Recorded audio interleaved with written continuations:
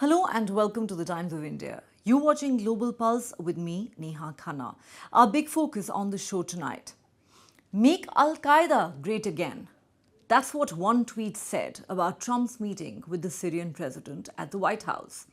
A meeting that has caused a flutter in Washington, within the MAGA movement and around the world. Not to mention the social media where pictures of the two smiling and shaking hands in the Oval Office have gone viral and sparked both angry reactions and jokes. So why is this meeting such a big deal? Why is it making so many people, including some MAGA supporters, lose their minds? Here's why. This is a story of how yesterday's enemy can become today's ally, and how a man who was a terrorist till just the other day can now be embraced by the most powerful man in the world with a red carpet welcome at the White House thrown in. Many argue it's the latest example of American hypocrisy and staggering cynicism and immorality of its foreign policy. One that justifies anything and everything in the name of American interests. So what's all the brouhaha about? On Monday, the US President welcomed Syrian President Ahmed Al Sharaa to the White House. Why is everyone talking about this man? That's because he, before becoming the Syrian president, was an Al-Qaeda commander. You heard that right.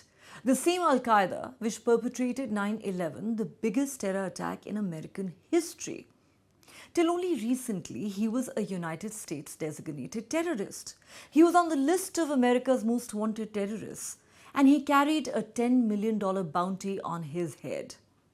Ahmed Al Sharaa emerged as a prominent figure in the Syrian civil war after he had led the Islamist rebel grouping Hayat Tahrir al-Sham, or HTS, which evolved out of previous jihadi formations with links to Al-Qaeda.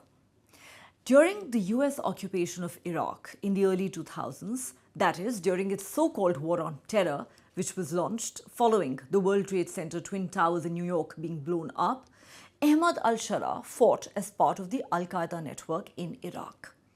In late 2024, following a lightning offensive by HTS and allied rebel forces, Al Sharaa's forces helped topple the regime of Bashar Assad. Early this year, he became the interim president of Syria's transitional government. Since then, he has tried to rebrand himself, dropping his nom de guerre, Abu Muhammad al-Julani, and seeking to engage with the West. So a man who was a US enemy is now shaking hands with the American president in the Oval Office. It was a 2-hour-long meeting. Reporters were barred from the Oval Office during that meeting. Trump and Al Sharaa talked about US support for Syria's reconstruction, possible US investment in Syria's gas sector, Syria's entry into the US-led coalition against ISIS, and the possibility of lifting sanctions on Syria. After the meeting, Trump told reporters, "We'll do everything we can to make Syria successful because it's part of the Middle East." And then, referring to Al Sharaa, Trump said, and I quote, "He's a very strong leader. He comes from a very tough place and he's a tough guy. I liked him. I get along with him." People said he's had a rough past. We've all had rough pasts. And I think, frankly, if you didn't have a rough past, you wouldn't have a chance. Well, I've had an agreement with him. He's a very strong leader. He comes from a very tough place, and he's a tough guy. I liked him. I get along with him, the new president of Syria. And we'll do everything we can to make Syria successful because that's part of the Middle East. We have peace now in the Middle East, first time that anyone can remember that ever happening.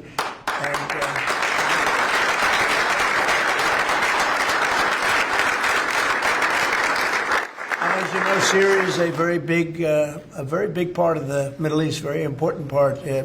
If you look back at Syria for years, they had the doctors, the lawyers, they had so many of the great intellects. It's an amazing place with great people, and we want to see Syria be successful along with the rest of the Middle East. So I have confidence that he'll be able to do the job, absolutely.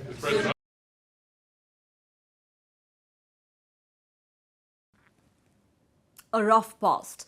That's how Trump described Al Sharaa's avatar as an Al-Qaeda commander.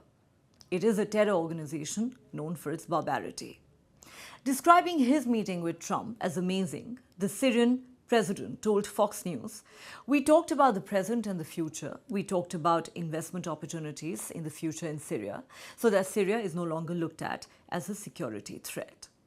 We talked about lifting the sanctions, and there was a decision at the United Nations at the Security Council to lift the sanctions on myself and other people as well.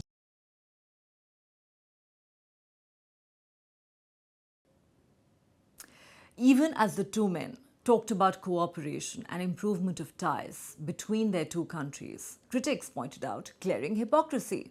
They ask, how can the US label someone a most wanted terrorist and then invite him to the White House and partner with him? It comes as a reminder of how America's war on terror has often been selective and downright cynical. If you can serve US strategic interests, past crimes can be overlooked. In the US, even some of the MAGA base questioned the logic of embracing a former Al-Qaeda figure. The US is clearly signaling that terrorist pasts do not matter so long as the person is useful today. While it's at it, America would do well to quit the moral high ground it claims in its counter-terrorism operations and foreign policy.